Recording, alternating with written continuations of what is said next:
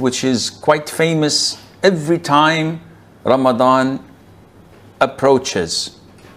And in this hadith, Ramadan is divided into 3 parts. The hadith goes as follows. This is a month, the first part of which brings Allah's mercy, the middle which brings Allah's forgiveness, and the last part of which brings forgiveness and itq from hellfire. Now, this hadith is not authentic. Having said that, we have to be careful so that we don't paint all with the same brush. What does that mean? In regards to weak hadith, it is different than fabricated hadith or baseless hadith. The weak hadith, some scholars would adopt it more than those who implement their own logic. So we have 2 schools. Madrasatul Ra'i, it is the school of intellect, of logic, which is known to be led by Imam Abu Hanifa. And there is the Madrasatu Al-Athar, which is the school that relates and depends entirely on the hadith, the sunnah, or the hadith of the tabi'een, or the hadith of the tabi'it tabi'een. So when it comes to an issue that there is no authentic hadith on it, the school of Ahlul Ra'i, the people of logic and intellect, they improvise. They say, okay, there's no Quran, there's no Sunnah, so we think that the closest opinion to be authentic is this, and they come up with an opinion of their own, logically, and out of their own intellect. The other schools say there is no evidence from the Quran, no authentic hadith. However, a weak hadith to us is more preferable than the opinion of our own whims and desires and intellect and logic. So these are 2 different schools. We cannot say that these are wrong and these are right, or the opposite. Because a weak hadith to some scholars is not to be mentioned.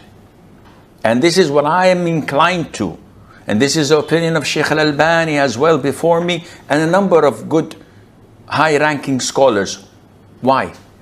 Because Allah Azza wa Jal has revealed the Quran and the Sunnah and pledged to protect them, to preserve them, both Quran and Sunnah. So when we come nowadays and say, this is a weak hadith, but we will implement it and apply it, this goes against Allah's preservation of the Quran and the Sunnah. So we cannot insert it. Nevertheless, we accept what some scholars say and we honor what they say.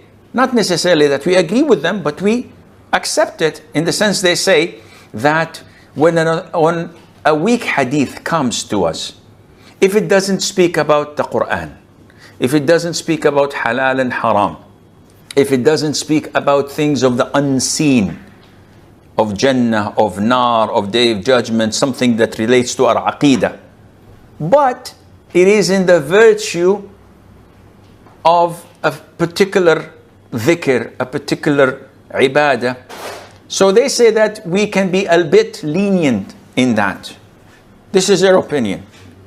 And they say that there's no much harm done because the hadith is weak. It's not false totally or fabricated. It's weak. One of the narrators might have missed something, forgot something. His books were burnt, so he was reading from memory, etc. So this is their opinion. We accept this, but or rather we honored it, but we do not necessarily implement it. So when we come to the hadith, أوله مغفرة وأوسطه رحمة وآخره عتق من النار. 1/3 is forgiveness, the second, the middle third is mercy, and the third is setting off away from hellfire, this hadith is weak. So we do not implement it, because there is another hadith where the Prophet said, alayhi salatu wasalam, in every night of Ramadan, Allah has a portion of His servants set free from hellfire. And this hadith says that only in the last third. Now we've agreed that the last third of Ramadan has great importance because it includes Laylatul Qadr. And Laylatul Qadr is the night of decree. The Quran was revealed in it, and also the destiny of the whole universe is planned and decreed in it. And we have two types of destiny. The first type was preordained, was rewritten 50,000 years before Allah created the universe. In the authentic hadith, Allah Azza wa Jal, when He created the pen, He said to the pen, write. So the pen said, what should I write, my Lord?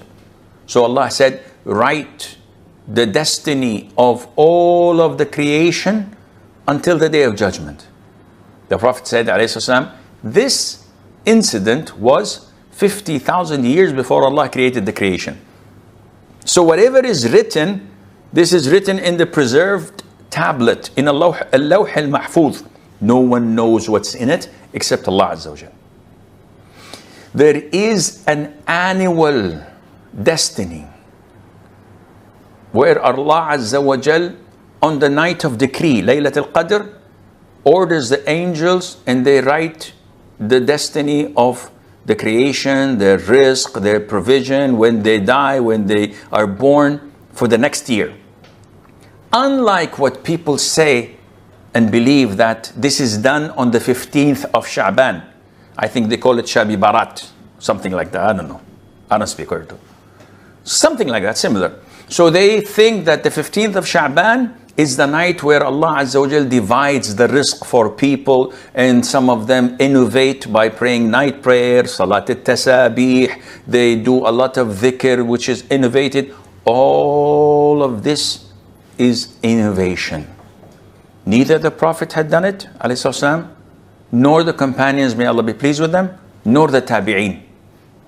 One would say, okay, they didn't do it, so what's wrong in us doing it? Be careful. The Prophet said, alayhi salam, whoever innovates in our religion what's not part of it, it is rejected.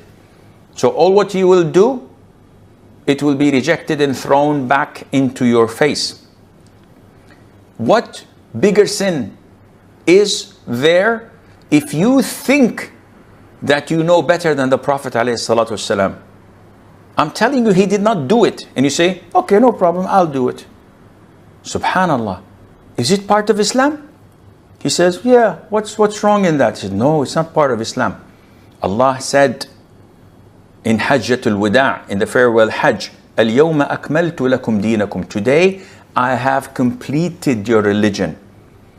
So if the religion was complete at the time of the Prophet ﷺ, and you are coming today and saying, yeah, I know the Prophet didn't do it, but I'm doing it because it's good.